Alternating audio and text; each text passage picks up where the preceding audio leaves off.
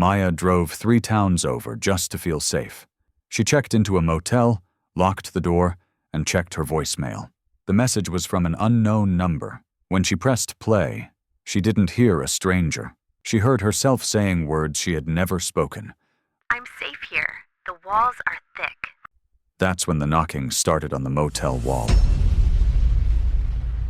Maya was 26, trying to rebuild a life that had crumbled after a messy divorce. The duplex on 4th Street was cheap, old, and divided right down the middle by a single, thin wall. It was a temporary solution, she told herself. A place to sleep and save money. The landlord, Mr. Garris, was a man of few words. He handed her the keys with a grunt. Quiet neighborhood. Rent's due on the 1st. The guy next door, in 4B, he keeps to himself, works nights. You won't even know he's there. Maya took the keys, grateful for the privacy. That sounds perfect. I like quiet. She moved in on a rainy Tuesday. The apartment was small but cozy. The shared wall ran along the entire length of the unit, living room to living room, bedroom to bedroom. For the first week, Mr. Garris was right. She heard nothing. No TV, no footsteps, no doors closing. It was as if 4B was empty. But on the 8th night, the mimicry began. Maya was in her bedroom scrolling on her phone. She cleared her throat with a small, dry cough. A second later, from the other side of the wall, right next to her headboard, came an identical sound. It was faint, muffled by the plaster, but distinct. It sounded like a man's voice, but the pitch was forced, like someone trying to pitch their voice higher to match hers. Maya froze. She sat up, staring at the blank white wall. Hello? Silence. She brushed it off. A coincidence. Thin walls. Maybe he had a cold, too. The next night she was in the kitchen, chopping vegetables for a salad. The knife hit the cutting board with a steady, rhythmic cadence. She paused to wipe her hands. In the silence, from the kitchen on the other side of the wall, she heard it.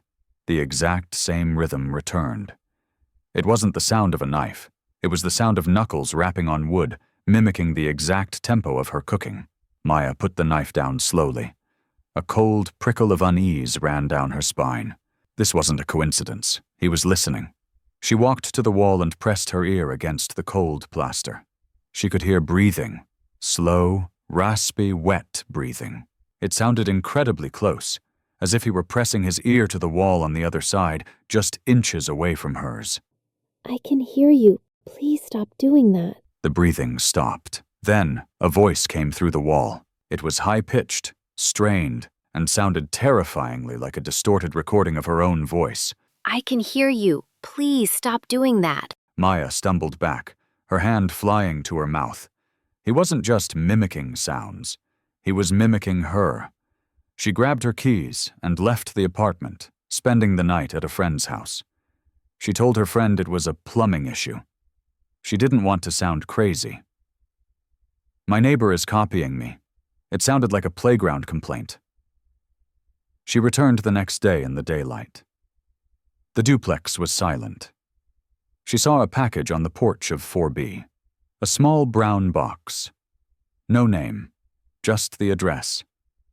She felt brave in the sunlight.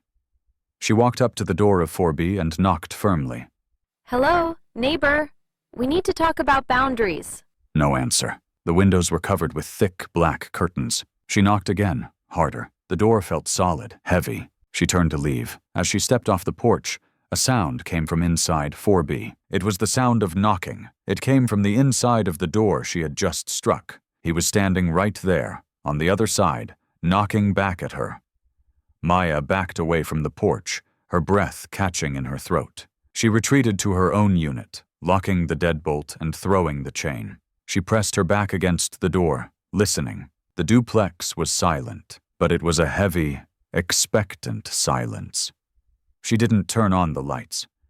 She sat on the living room floor, staring at the shared wall that divided her life from the emptiness next door. She needed to know if he was crazy or just cruel. She stood up and walked to the wall. She took a deep breath. I know you're in there. Stop playing games. Silence. Then, From the other side of the plaster, a voice replied.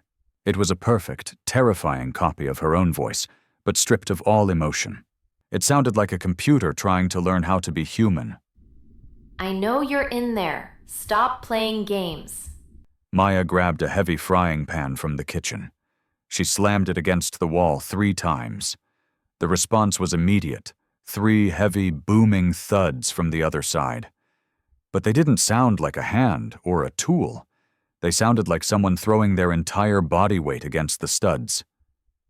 The picture frames on Maya's side rattled. She backed away. This wasn't a prank. She pulled out her phone and called the landlord, Mr. Garris. She told him there was an intruder in the empty unit, that someone was harassing her.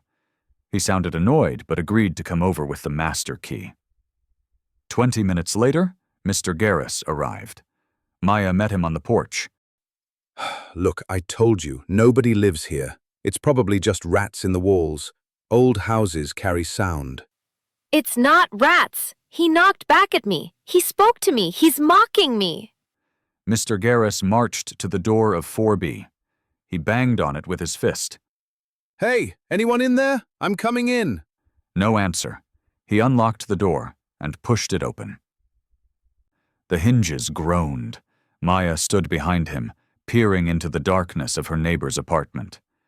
She expected to see a squatter, a mattress, trash. She saw nothing. The apartment was completely empty. There was no furniture, no boxes.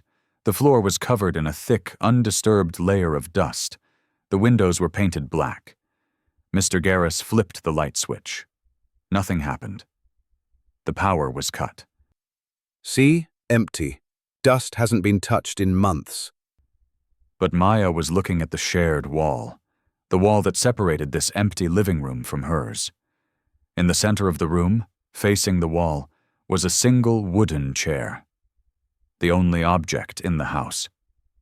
And on the wall itself, right at ear level, the plaster was dark and stained. It was wet. Maya walked closer. The stain wasn't water. It was grease, an oil stain shaped perfectly like the side of a human face, an ear, a cheek, a jaw, pressed hard against the wall for hours, days, maybe years. Then who was sitting there? As she stared at the stain, a sound came from her apartment. From the other side of the wall she was facing. It was the sound of footsteps. Someone was walking in her living room.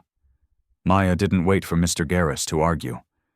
She bolted out of the empty unit 4B, her boots skidding on the porch, and fumbled with her keys at her own front door.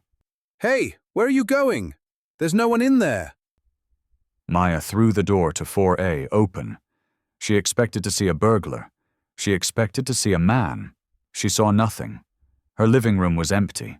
The TV was off. The curtains were still drawn. The air was stale and quiet. Mr. Garris lumbered in behind her, breathing heavily. He looked around the small, neat apartment with annoyance. See? Empty. You're hearing things, lady. Old pipes settling wood, that's all. Maya stood in the center of the room, trembling.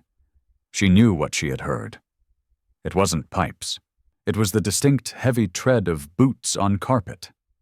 He was here. I heard him. He was walking right where you are standing. Mr. Garris shook his head. He turned to leave. I'm done with this. You want to break the lease? Fine. But stop wasting my time. He reached for the doorknob. Then, a sound came from the bathroom. It was the sound of the shower running. And over the hiss of the water, a voice was humming. It was a woman's voice. It was humming a soft, tuneless melody. Mr. Garris froze, his hand on the knob. He looked at the bathroom door, then at Maya. Maya was standing right in front of him. Is there someone else here? A roommate? Maya shook her head slowly. Her face was white. I live alone. The humming grew louder. It wasn't just a melody anymore. It was words. Quiet neighborhood. Rent's due on the 1st. It was singing Mr. Garris's words back to him, in Maya's voice. Mr. Garris's face went slack. The annoyance vanished, replaced by a primal animal confusion. He let go of the door handle. He walked slowly toward the bathroom, drawn by the impossibility of the sound. Don't! Mr. Garris, don't open it! Mr. Garris didn't listen. He was a landlord. He dealt with leaks and squatters. He didn't deal with ghosts. He reached the bathroom door. He grabbed the handle. The humming stopped instantly. The shower stopped. Silence. Mr. Garris threw the door open. The bathroom was empty. The shower stall was dry. There was no water, no steam. But the mirror above the sink was shattered. Not broken, shattered outward, as if something had punched it from inside the wall. And written on the remaining shards of glass, in a thick, dark grease that looked exactly like the stain in 4B, were words. Mr. Garris leaned in, squinting at the glass. What the hell is this gunk? He reached out to touch the grease. As his finger made contact, a hand shot out from the drain of the sink. It wasn't a hand. It was a long, pale, elongated limb with too many joints. It grabbed Mr. Garris's wrist with a wet impact sound. Mr. Garris screamed. It was a short, sharp sound that was immediately cut off as the limb jerked him forward, slamming his face into the broken glass. Mr. Garris! Maya scrambled backward, slipping on the bath mat. Mr. Garris wasn't moving. His face was pressed into the jagged shards of the mirror, blood pooling in the sink. The long, pale limb held him there, pinning him against the wall with impossible strength. Then, from the sink drain, a voice bubbled up. It was wet, gurgling, and sounded like Mr. Garris drowning. Quiet neighborhood. Rent's due. Maya didn't wait. She turned and ran. She sprinted out of the bathroom, through the living room, and threw herself at the front door. It was locked. She fumbled with the deadbolt, her hands shaking so violently she dropped her keys. Behind her, she heard a sickening, wet noise. We need to talk about boundaries. She risked a glance over her shoulder. Emerging from the bathroom doorway was a figure. It was tall, thin, and made entirely of pale, elongated limbs. It had no face. Its head was a smooth, featureless oval. But it was wearing Mr. Garris's clothes. They hung loosely on its distorted frame, soaked in blood. It raised a hand, mimicking Maya's earlier knock. A hollow, rhythmic rapping sound echoed from its knuckles. Maya screamed and threw her shoulder against the door. The wood splintered. She burst out onto the porch, stumbling into the cool night air.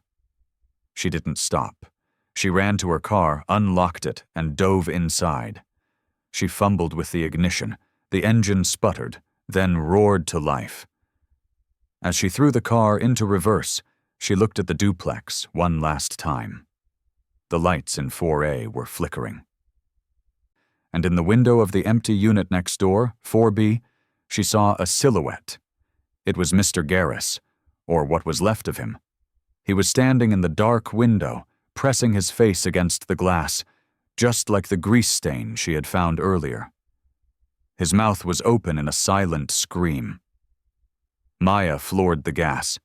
She peeled out of the driveway, tires screeching, and sped down the street. She didn't look back. She drove for hours, until she reached a motel 3 towns over. She checked in under a fake name, paid cash, and locked every lock on the door. She sat on the bed, shivering, clutching her phone. She tried to call the police, but when she looked at her phone, she had a new voicemail. It was from an unknown number. The timestamp was from right now. She pressed play. The recording was just silence at first. Then, a familiar sound began. It was the sound of a dry throat clearing. It was her own cough, the one she had made weeks ago. Then the rhythmic strike of a knife against a cutting board. Then the sound of her screaming. And finally, a new sound. A sound she had never made. It was the sound of her own voice, calm and flat, speaking a sentence she hadn't said yet. I'm safe here. The walls are thick. Maya looked at the motel wall next to her bed. It was cheap drywall, thin and hollow. From the other side of the motel wall, right next to her ear, came 3 soft, deliberate taps. Maya didn't scream this time. She just opened her mouth, but no sound came out. Her voice was gone. She realized then that the thing hadn't just copied her voice, it had stolen it, and now it was going to use it to tell the rest of the story.